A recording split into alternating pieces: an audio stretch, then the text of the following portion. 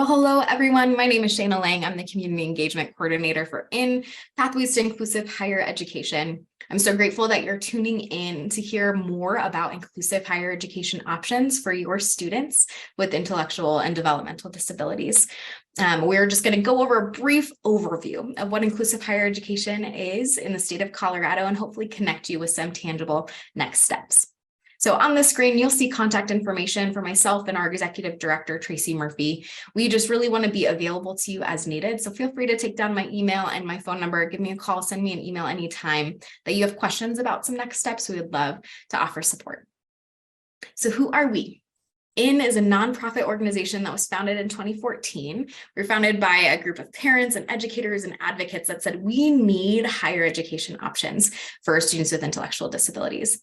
And so we really work to create inclusive college programs across the state of Colorado for students with ID to be able to receive academic growth, social development, and career advancement. We really want them pursuing those same goals that any other student going to college would.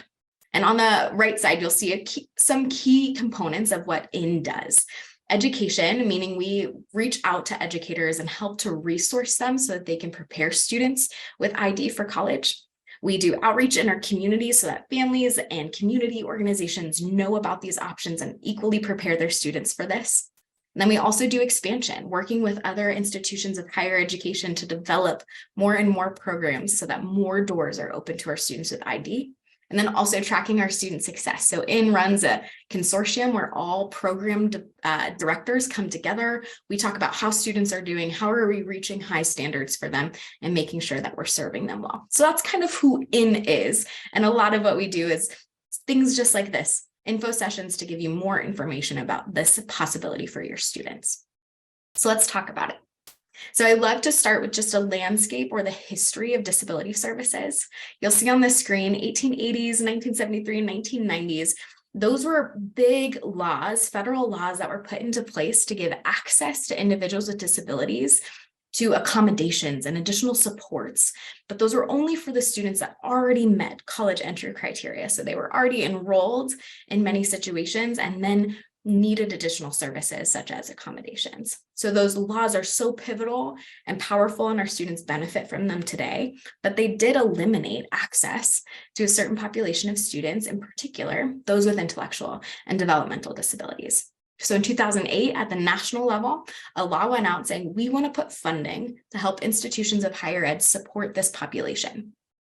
And then you'll see kind of how that's trickled across our state. So in 2016, we launched our own pilot programs for inclusive higher education. 3 of those programs continue on. In 2020, we saw our first graduates. Currently, we're seeing 70 plus students that are enrolled in our programs. And we're really looking forward to expansion where we had more legislation put in place where Colorado is saying we believe in these programs and we want to see more and more of them expand to meet students with intellectual disabilities. So this is going to be kind of another way to visualize this. I want to show you just the progression of services or the layers of services that students can access in higher education. So the first baseline layer is disability services. That's just what we call it. That is really the outcome of those first laws that require access to students that are enrolled in college to reasonable accommodations. So these are for students, this kind of checklist for you is for students that do meet traditional entry criteria. They have the right diploma, they have the GPA, all of those pieces. They're for students that are degree seeking, pursuing an associate's degree or higher. And they're for students that do meet all of the essential outcomes of the classes that they're going to be taking. So likely this is students that maybe have a 504 plan in high school and were largely included in a lot of their classes, meeting those same expectations, but just needed extended time, things like that. This is for students that only require accommodations because at the base level of higher education, modifications are not an option. So when you're just enrolled in this traditional route, you can only access accommodations. And so those are things like extended time, quiet testing environment, different assistive technology, scribes, things like that. So this is a wonderful resource, but oftentimes for students with intellectual disabilities, that doesn't serve them best and doesn't actually give them access to the content. So then there's this kind of next level. I call these comprehensive services or sometimes supplemental services. These are programs that are not required They're kind of unique and they'll pop up across different institutions of higher ed, but a lot of these comprehensive services serve students that are also traditionally admitted, meet that college entry criteria, are able to reach the academic outcomes of their classes with accommodations, but might need some additional support on the social side of things or the executive side of things. So there are things like this at CSU. There is programs like this at MSU where you can go and get additional support in your social engagement and your organizational structure. But that in and of itself doesn't help our students with a lower cognition be able to actually get into college and still benefit from the whole experience. And so that's really where our inclusive services come into play. So inclusive services or inclusive higher ed, this is for students with intellectual or developmental disabilities. They don't have to meet traditional college entry criteria. They get to skirt around that system. They want to receive a certificate credential rather than a degree because they're going to be able to access both accommodations and modifications. So they're taking college courses all in line with their career goal, but they're able to utilize modifications to help that information meet their cognitive level. And because of that, they're going to receive a certificate rather than your traditional robust bachelor's degree because it's more at their level and it's a modified outcome. They're going to get more intensive staff support in all arenas of need. So academics and social and independent living and vocational development. And really, they're going to be focused in on a job goal. This is all in preparation of developing skills for a job. So just another avenue, just to look at this a bit differently, inclusive higher education programs are only offered at select institutions. They are not required at all institutions like disability services are. They have an alternative acceptance criteria, so students don't have to submit test scores, things like that. They offer a certificate credential. They primarily serve our students with intellectual disabilities. They have access to accommodations and modifications, and they have more intensive peer support. And they're fully inclusive, which I think is really important. And we'll talk about how they're inclusive. I just want to point out Vince, he was a graduate from ACC, and he said that going to college is actually a really fun thing. It's like freedom. I've learned how to be independent. And so there's so many pieces that college students learn about themselves, about the world. And so we want our students with intellectual disabilities to have that same opportunity. So within these inclusive higher ed programs, there's what we call those 4 domains of support, where they're going to support students academically, socially, in their career development, and in independence. And I'm going to go through how these programs do that in just a minute. So first, I want to tell you which of these programs actually exist in Colorado. So we have 4 currently up and running inclusive higher education programs. First at Arapahoe Community College, which is in Littleton, Colorado. That is our community college example. So they don't have on-campus living. So they're a commuter campus, and they're typically a 3-year program for students to complete their certificate. We've got the Office of Inclusive Services at UCCS in Colorado Springs. They have on-campus apartments for students to live on if they choose, and theirs is a traditionally 4-year program.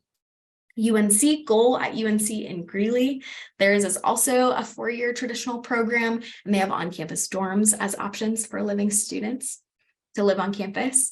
And then Regis just started this past fall. They are in Denver, and their program is called Global Inclusive Program, and they also have on-campus dorms as options. So all of these programs fall under the IN consortium. So we work with their directors closely. They're all working towards the same level of inclusion and support that I'm going to be talking about. And I do want to note that they all have comprehensive transition and post-secondary program, or CTP status. This is a bit outdated of a slide, and I apologize, but Regis has recently received that as well. And so that means that students enrolled in these programs can access financial aid. They can fill out a FAFSA form and receive federal grants and federal work study.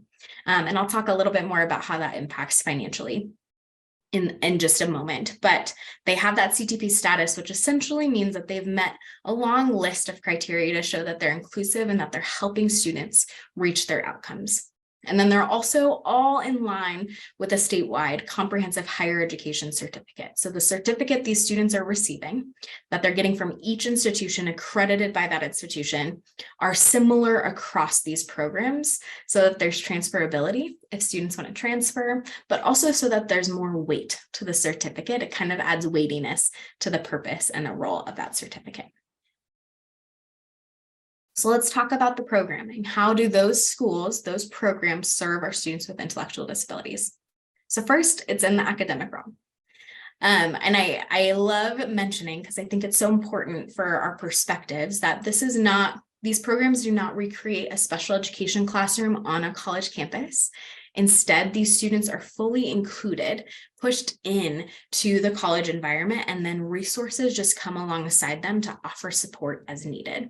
So students are going to be taking classes, traditional college classes, for credit with their peers. They're going to receive grades. They're going to receive have high standards set for them. So if they need additional support, peer mentors might come alongside them into a class to help them naturally engage in class discussion, or maybe understand a bit more of what's happening in that class, but they're going to be fully included in that environment. So students get to choose classes of their choosing based on their area of study and what they're passionate about and what they're intrigued by.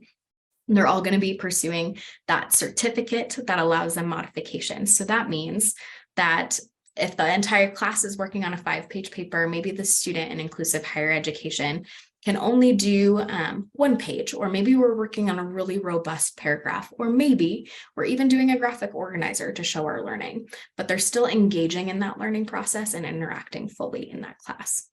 So traditionally, we see that students are taking 3 courses each semester. A lot of times it's those 2 traditional classes, and then they do get 1 direct instruction class from their program staff. And that's going to be more skills like job development and independent living skills that are going to be more specialized to them. That's the only not directly inclusive component of these programs, but still very valuable. And then all of this is going to be in line with what their job goal is. They want to take classes in line with that job goal. So I always show a picture of a certificate, because I think it shows the way that students can piecemeal together a certificate that really meets their vocational goals. So this is an example from our ACC program, where each semester you'll see 2 courses that the students are taking. One is prescribed, kind of like a general education, things like intro to PC applications, basic writing, things like that. And then each semester they also get to choose their own study of interest or class of interest. And they'll take both of those with support along the way. And what I love is that students don't have to stick with just one list of classes from one degree path. They can take courses from across multiple degree paths. So we've had a student interested in photojournalism or entrepreneurship. And so they took not just photo classes or photography classes, but they also took business classes to help them navigate how to promote themselves and promote their brand and navigate relationships with vendors, things like that. So they were able to take multiple things to meet their particular needs. And we really value that in this certificate. So what are some of the supports that come along with these programs in the academic realm? So there's always going to be an academic coordinator in the program staff office, and they're the ones that are providing the modifications to the students. So they work closely with faculty to understand their expectations and syllabi, and then the program staff, that academic coordinator, will modify based on the student's level of cognition. They're going to help students with tracking assignments. They're going to help them determine what accommodations and modifications are necessary for each assignment, help them with course advising and kind of coaching them through the right classes that are going to be beneficial for their future. And there's a huge emphasis on peer mentors. Peer mentors are so valuable across all of the domains that I'll talk about, but they're really great when it comes to academics, because they are natural participants in the classroom, but they can help students understand what's going on. So a lot of times, we see students that have a peer mentor meet with them before class to review notes, and then maybe go to class with them to help them engage. And then maybe after class, meet to just review and make sure that they understood. And maybe they'll have scheduled times throughout the week to come back and do homework together. So they're a really wonderful asset to our students in that academic realm. Most of our inclusive higher education programs also offer study hall or office hours, where they would come in and get additional support from their program staff. But then there's a big push that our students would be using all services across campuses. So they're not just going to come to program staff for support. They're going to go to the tutoring center that any other student would go to. They're going to go to the writing center. They're going to go to the library, so that the entire campus is taking ownership of supporting our students naturally, and that they know that they can do that, that they have a place in that community. So what are some of our students studying? This is a small list out of our 70 plus students that are enrolled, but we have students in graphic design, communication, early childhood, criminal justice, dance, government, healthcare, human services, sports management, and so much more. And what I love about this list is that it shows their interests and their passions. It's not just pigeonholing them into one thing. They get to choose what they're excited about and what they want to learn more about. So in the social arena, students are fully included in this sector as well, attending events, joining clubs, even starting clubs, taking on leadership roles in student government. Our students have really taken ownership of having a presence on their campus. So there's a big support when it comes to peer mentors here. So a lot of students in these programs might see an email every week of different options or different events they can go to, and they can ask a peer mentor to join them to support them, or they can go independently, or they can go with their peers. It's a lot of normative engagement and natural supports that we encourage them to have. The career piece is also really pivotal and a really unique component of inclusive higher ed. So every student in these programs are going to have a progression of job development and job experiences. They're going to start with their first year, mainly in career exploration, kind of getting acclimated to the college environment, and then just exploring what are they interested in, what are their skills, their experiences, all those components, and then working on those skill development. So building up the skills to be equipped to have a job experience. And then as we move into year two, they're going to be taking on job shadows, working on campus, doing practicums where they're getting hands-on experience. And then years 3 and 4 is really where we're honing in on the students' area of interest. We want the students to be in internships or paid employment in an area that they're passionate about, geared towards their area of study. So that's a really big piece. And all along the way, these program staff are going to be connecting these students with DVR, Division of Vocational Rehabilitation, to help support them in that job development as well. During the time of inclusive higher education, the students are receiving a lot of that DVR support from the program staff. And so you'll see on the right side, post-grad, we really want to move them into connection with those DVR supports out in the community so that they can continue receiving guidance on competitive integrated employment. And then independence, which whenever I ask students, what have you learned since going to college? This is on the top of the list. I've actually learned to be independent because there was space created for them to trial and error and learn through mistakes and be a part of a campus community. And that's been really pivotal for these students. So every student in these programs are going to have person-centered planning and guidance with self-advocacy from the program staff. It's going to be very intensive and intentional for them. They're all going to have some level of guidance in life skills or instruction in life skills.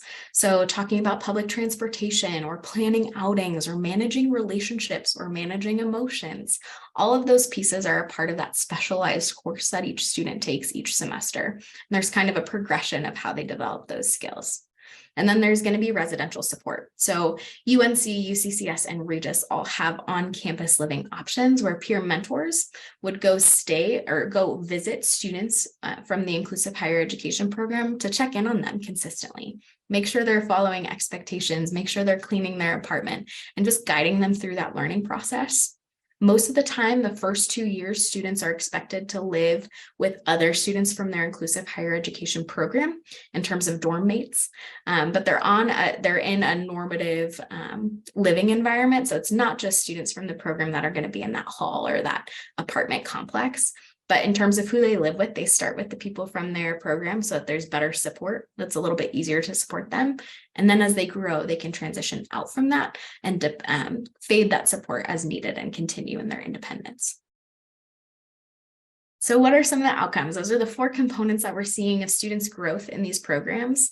And I think it's important to take a look at what are the outcomes that we're seeing from our graduates. So one of our wonderful experiences from Shannon. She came from Grand Junction, went to UNC, came back to Grand Junction, and after getting her certificate and going through that experience of independence, she was offered a full-time position with benefits as a paraeducator. That was something she never thought she was able to do in the past, and now she is thriving and just running with that new experience and this new journey that she's on. And then we have Alnez, who's an administrative assistant, people who are graphic designers like Darius, several students like Caitlin and Paige that are teacher assistants, part-time or full-time, those that are working in the healthcare system like Jasmine, people that have pursued a self-advocacy and working with advocacy groups across Colorado, teaching ASL, being an interpreter, so many components here.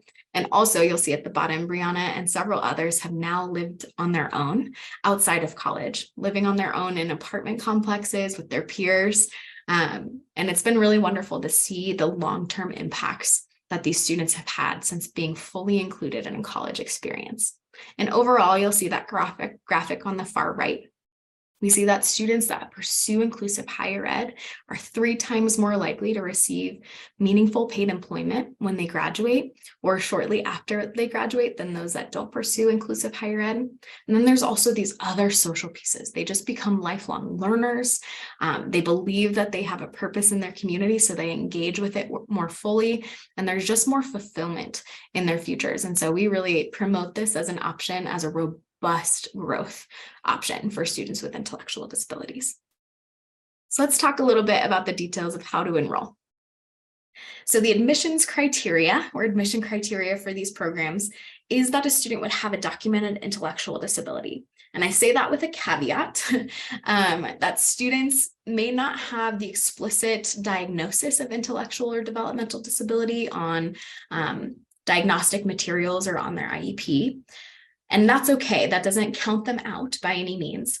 But what programs are going to be looking for is that students in their IEP or their documentation would show a high need of additional support and requirement of modifications to be able to access college.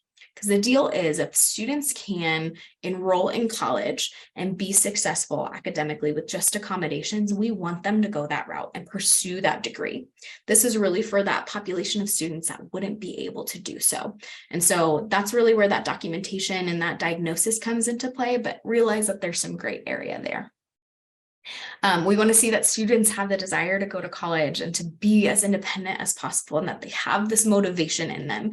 It is not enough for mom and dad to want them for their students. It has to be from the student, because college, even with modifications and lots of support, the expectations are high and we challenge our students. And so there's going to be growth, there's going to be required grit and perseverance. And so we encourage students to really have that personal desire to be pursuing higher ed.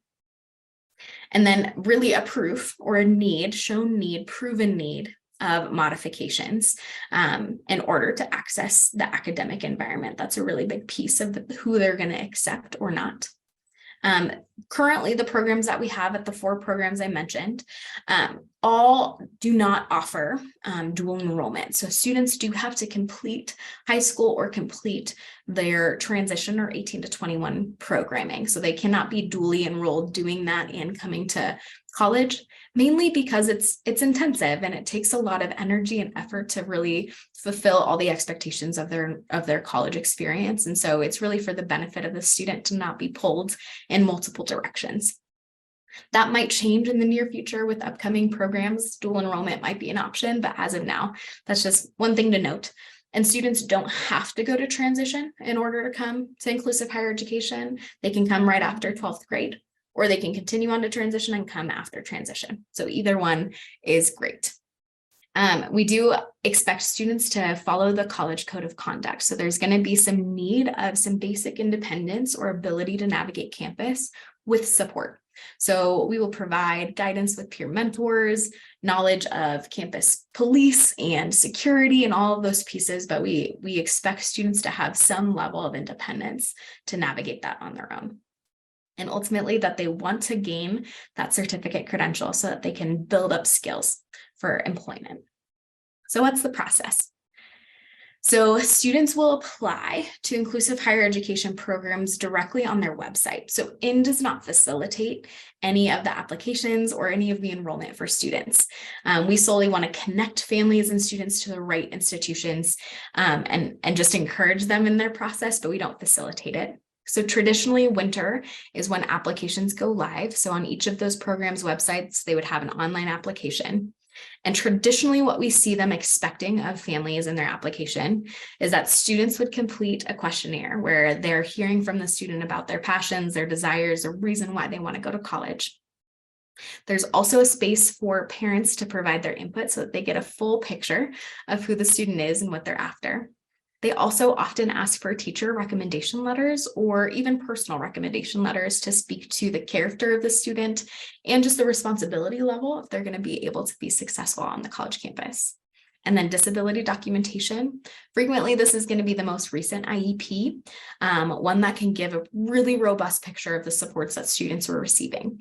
That's something that our program staff look very carefully at, and so it's important to provide that, as well as some medical documentation if needed. And then they offer an interview or on-campus day as well. So a space where students get to see, what does this program feel like? How does it feel to be on this college campus? And how can I see myself participating in this? And so that's a holistic part of their entire application process, because they really care about the students that are coming in, and they really want to make sure they're the right fit to help them be successful. So traditionally, those are going to be open in the winter, and then come spring is when the programs start to close out those applications and complete their interviews and everything for students. So there's a link here for you to see all of the current programs and where they land. Right now, I believe it is just Regis and UNC that still have available spots for students in the coming fall. So you can check out their links and their details on that webpage as well. So financially, I think this is such a huge component and a valuable question for families and educators to ask is, what does it cost? Because a lot of our students with intellectual and developmental disabilities, their families never planned for this in advance and never financially prepared for college. And now it's this option, and it can feel overwhelming and can feel daunting. So my hope is to give you just a picture of what a traditional, like a baseline cost would be. And then I'm going to speak to some of the resources that can help chip away at that cost as well. So students in inclusive higher education programs are going to pay the same cost per tuition as any other student. So that's going to differ across schools. Some might be $300 per credit hour. Some might be $500 per credit hour. So it's going to be different across each institution. But students in these programs are going to pay that same cost of credit hour per credit hour as any other student. The unique part is that they're taking far fewer credits.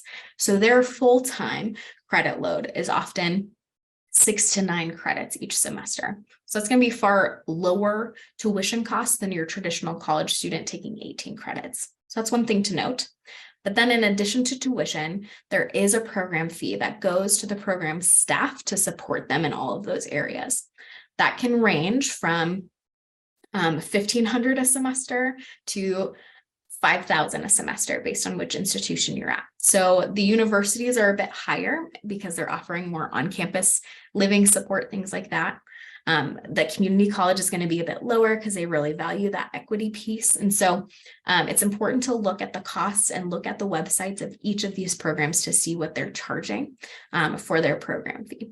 And then if students are living on campus, they're going to pay the same cost for room and board as any other student as well. So that is also a wide range from $10,000 to maybe $12,000 per year. So it's good to look into that with your program staff and look at their website.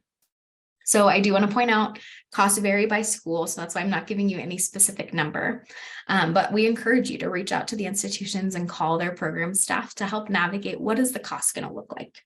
And then you can access these resources to support you. So as I mentioned before, those programs are CTP status, which means students can pursue financial aid. They can complete a FAFSA application and receive work study funds or federal grants. Because they're pursuing that modified certificate, they unfortunately don't have access to federal loans, but still lots of students are surprised by the grants that can be awarded to them. And I think that's a wonderful place to start. There are also several scholarships out there, specifically for students with intellectual and developmental disabilities going to college. Some are local, some are family-based that have sent their students in this direction, and now want to help other families do that.